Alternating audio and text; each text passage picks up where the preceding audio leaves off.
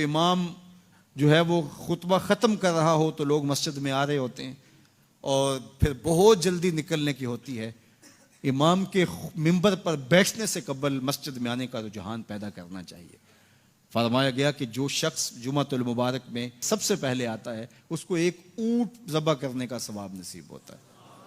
جو اس کے بعد آتا ہے اس کو ایک گائے ذبح کرنے کا، پھر ایک بکری، اور جب امام منبر پہ بیٹھ جاتا ہے پھر رفع الکلام کلمے اٹھا لی جاتی ہیں. پھر اس کے بعد عام جو ثواب ہے وہی مرتب ہوتا ہے، وہ جو خاص ثواب ہے اولیت کا وہ پھر اٹھا لیا جاتا ہے. اس لیے کوشش کریں. میں سمجھتا ہوں اس میں ہمارے خطباء کا بھی بہت قصور ہے کہ بعض کا ممبر سے کوئی مربوط گفتگو نہیں ملے گی، کوئی منظم کلام نصیب نہیں ہوگا اور کوئی با مقصد بات لوگوں تک نہیں پہنچائی جائے گی تو لوگوں کی دلچسپی نہیں ہوگی، لوگ پھر دیر سے آئیں گے. ایک تو یہ بات بھی ہے، لیکن دوسری بات یہ ہے کہ ہمارے ہاں عمومی طور پہ اجتماعی رویہ یہ ہے کہ مسجد میں دیر سے جانے کا فیشن. تو اس فیشن پہ نہ چلے، بلکہ امام اور خطیب کے منبر پر بیٹھنے سے قبل جتنا وقت گزرے گا آ کے بیٹھ کے تلاوت کرتے رہیں، ذکر و فکر میں مشغول رہیں. جتنی دیر آپ کو انتظار کرنا پڑے یہ آپ کے لیے خیر و برکت کا ذریعہ ہے. اور پھر آئیں اور پوری گفتگو سنیں اور اس گفتگو کا یقیناً نتیجہ آپ کی زندگی میں مرتب ہوگا. اور اگر آپ سمجھتے ہیں کہ میں بہت زیادہ مصروف ہوں اور کوئی آپ کو کام ہے تو شریعت نے آپ کو اجازت دی ہے کہ آپ لیٹ بھی آ سکتے ہیں. لیکن اذا نودی للصلاۃ من یوم الجمعۃ فاسعوا الی ذکر اللہ وذروا البیع، وہ حکم دیا گیا جب جمعے کی اذان پکاری جائے تو اس کے بعد پھر آپ کاروبار نہیں کر سکتے، پھر کاروبار کرنا حرام ہو جاتا ہے آپ کے اوپر. وذروا البیع، پھر خرید و فروخت چھوڑ دو، پھر تم چل پڑو اللہ کے ذکر کی طرف. پھر تمہارے اوپر لازم ہے کہ تم ذکر کی طرف چل پڑو.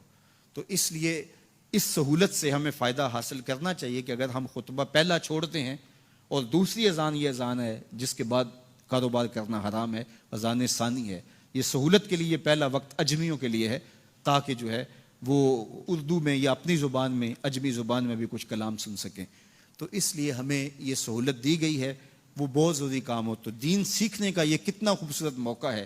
ہر جمعے آپ کو کسی نہ کسی موضوع پہ ایک خطیب لیکچر دیتا ہے، بات سناتا ہے، اور ایک موضوع پر مختلف احادیث قرآنی آیات کو پڑھ کے مطالعہ کر کے نتیجہ نکال کے آدھے گھنٹے میں پونے گھنٹے میں آپ تک ایک پورا میسج ڈلیور کرتا ہے.